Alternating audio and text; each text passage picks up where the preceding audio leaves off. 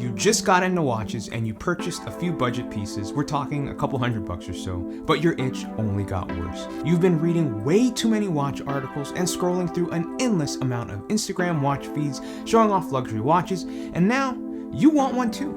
There's all sorts of options for you, but let's just stick with modern for now, and let's just say your budget is between $4,000 and $7,000, which I know is a large sum of dough, but it's what you'll need to spend to get your foot in the door of some of these big luxury watch brands.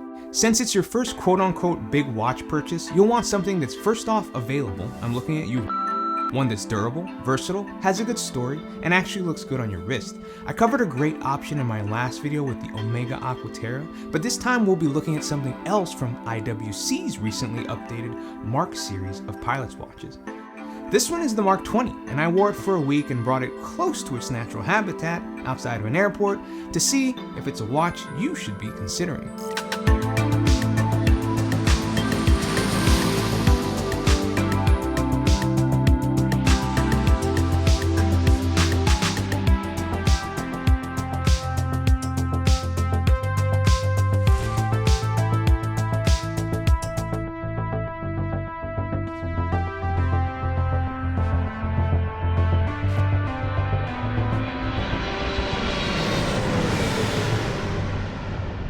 The IWC Mark series first came on the scene after World War II as the Mark 11 and was issued to the British Ministry of Defence as a pilot's watch.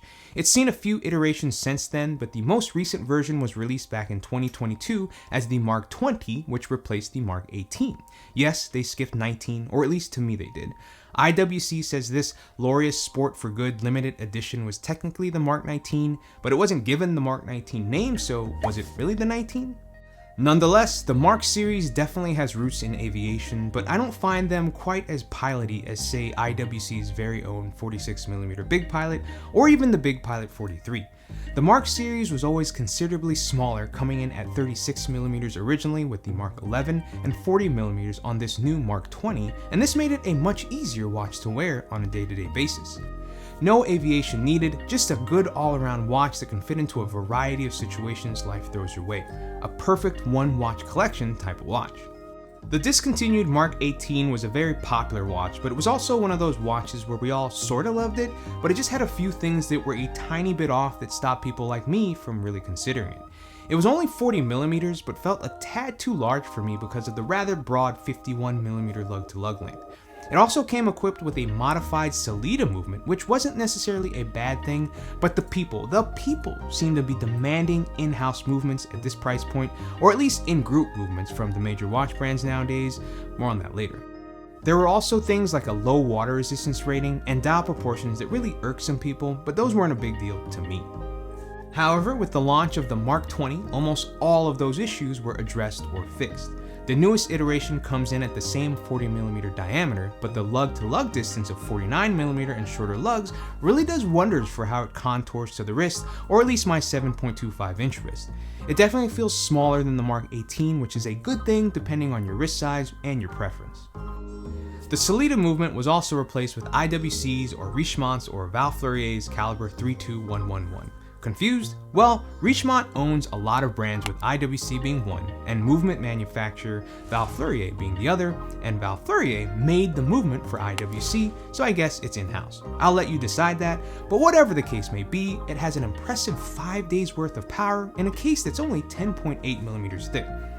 I don't know of many watches in this price range that hit that mark besides Oris's caliber 400 movement series. I always appreciate a long power reserve, even though I probably don't need it. Just wear your watch. It also now has 100 meters of water resistance compared to 60 with the Mark 18, as well as a dial that subtly nudges a few things around to give it a slightly more proportioned look than its predecessor. All of these, what would seem to be minuscule changes, minus the movement, that's a pretty big change, really add up to help make the Mark 20 the watch we all wanted instead of the Mark 18, right? It's at least what I think the people wanted, but is it enough? Look, iterative changes definitely work for brands like Rolex because no matter what, people are going to eat those things up. But I personally find a lot of Rolex's newer models a bit too clinical for my taste. I prefer their older 5-digit references, but their sales numbers would definitely disagree with